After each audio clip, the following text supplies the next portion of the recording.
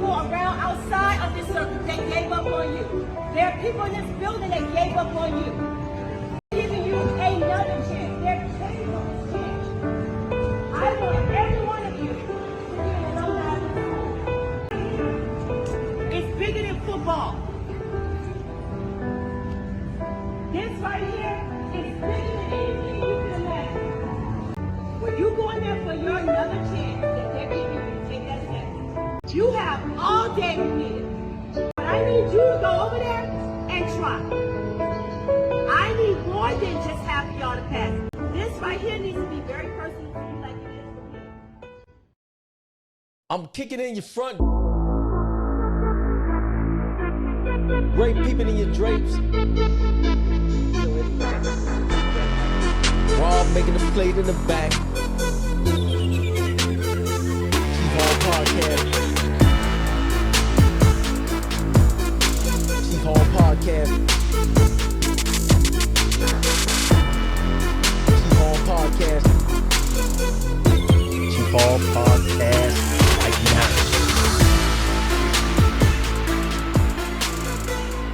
now. We have a wonderful guest today. Okay. If you haven't seen the little intro that we just did, well, you wasn't paying attention, but we have Dr. Bridget McKinney on here with us today, and we're just going to talk a little bit about school, about life, about improving the state of our education in our community. Say your name one more time. Say your name one more time, sir.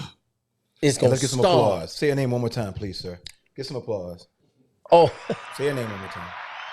There you go. I hear it. Dr. Bridget McKinney. How you doing? I'm great. It's all right if we call you Doc. That's fine. Okay. All right, Doc. I got the prescription. All right, there you go. I need one. Well, okay, so let's get started right in it. All right. Okay. Now, where you born and raised? And let's go through that real quick. Born and raised. In Miami.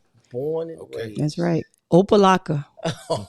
Opalaka. Opalaka. That's right. Now, you grew up in that Opalaka era, that era, because you finished high school right a little bit before we did. Okay. So we all kind of grew up around that same time. So Opalaka, we heard a lot about Opalaka. I grew up in Liberty City and then moved up to Carol City. But we called it Cherry Bay. That's where I live. Oh, okay, yeah. Now, what you remember so much about growing up that may have got you on this path to be principal? Is there anything you remember that may have triggered that? That I actually had an opportunity to see someone that looked like me in a role at Brentwood Elementary School, Miss Jackson. Okay. She was the assistant principal. Miss Jaworski, I believe, was the principal, but I saw two women lead a building. Because it's not impossible to, as an elementary, because we come up in the days where they had Officer Friendly and all that came out. I went to Charles Drew Elementary School. Oh, okay. Nice. So I remember they came to the school. So it's not far-fetched for a child to say that they want to be a principal. No. It's not. No. But was it principal in the beginning, or was I want to be an teacher? Educator? No, I wanted to be a teacher. Yeah. I played. If you didn't do the garage classroom with your dolls in the seat, you really don't want to be a teacher. You had to do it. You had to play. You had to role play. Yeah. I always wanted to be a teacher. It came naturally, but I wanted to be a teacher. So I think that was the early beginnings. Educated, because you saw those saw good role models. Models yeah. That triggered it. Okay, so you didn't want to be a doctor. You didn't see no doctor. No. No, I actually don't like the sight of blood.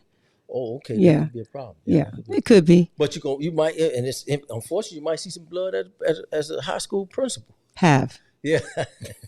Exactly. Yeah, it came around. Who were your leaders? Again, inspiration.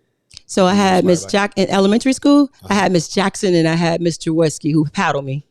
Okay, because I had to go to office. I was the president of the elementary school when they had the student council, but I wrote my name on a bathroom wall to be remembered. To be remembered. Yeah, and I got remembered. And you were remembered. I was reminded of my remembered of that name. For sure. And my first paddle. But after that, it reminded me that you have to have some form of discipline, to kind of steer you back in the right direction.